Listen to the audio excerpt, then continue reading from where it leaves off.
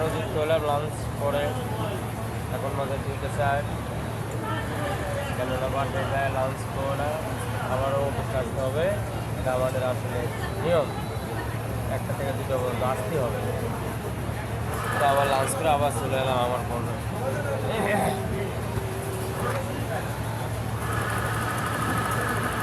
তো কে কোথা থেকে আমার এই ভিডিওটা দেখছেন